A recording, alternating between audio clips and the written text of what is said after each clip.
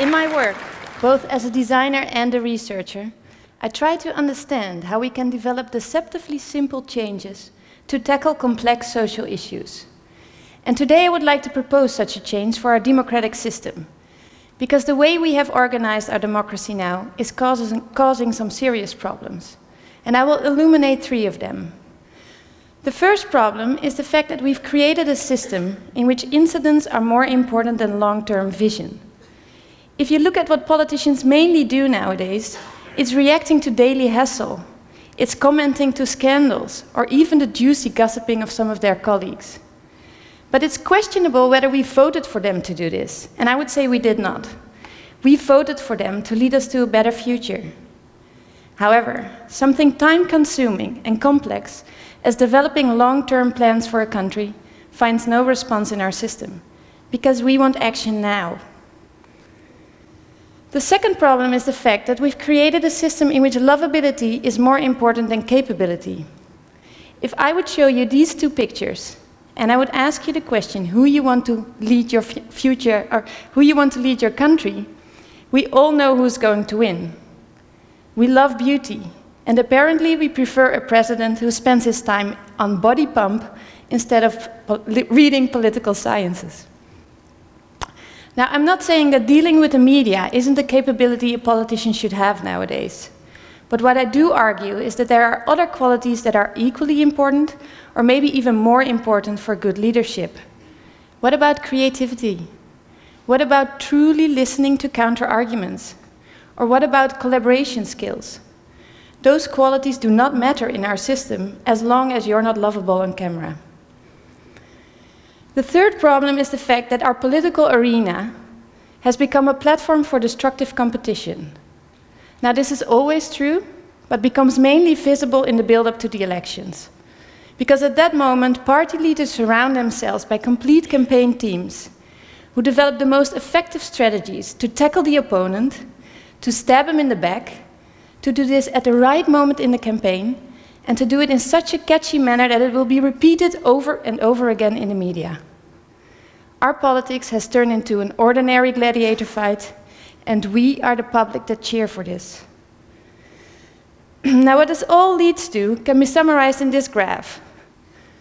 So for years, politics does not interest many of us. But as soon as the build-up to the election starts, our craving for entertainment is triggered, and we gladly buy the tickets to this media circus. It's entertaining, it's fun, but what can we actually digest in these 2 months? So surely it will be about the things that worry us today. And surely political analysis do not exceed the level of judging media performances or campaign strategies. However, this does not do justice to the complexity of what politics is about.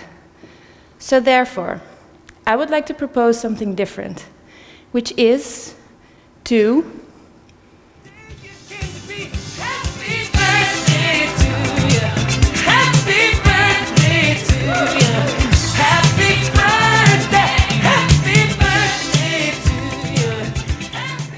vote on your birthday. Now, this is how it works. Each year you have 1 vote. And during a term of 4 years, which is the case in the Netherlands, this means you have 4 votes. However, when you're voting, nothing directly happens. It's only after 4 years that all the votes of all the citizens will be counted on so-called counting day. And this day is the kickoff of the formation of a new government. Now let me walk you through a scenario to let you experience what this means. So amongst all these people, it's your birthday that is coming up next.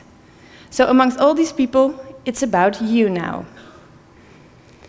And a week before your birthday, you will receive this postcard from our government, or in our case, from the Queen. And it says, "Congratulations, you're about to end the 40th year of your citizenship in this country. We would love to have you in for another year, so please go to www.longlivedemocracy.com and vote. Kind regards, Pia." So you put on your television to see if there's already some party who's leading, or maybe to tune in to some prime debate. But there's no such thing on television by then. It simply cannot be campaign day every day. Politicians do have other things to do. So the next morning, you discuss your upcoming birthday with some of your colleagues, and you ask them whom they voted for when it was their birthday.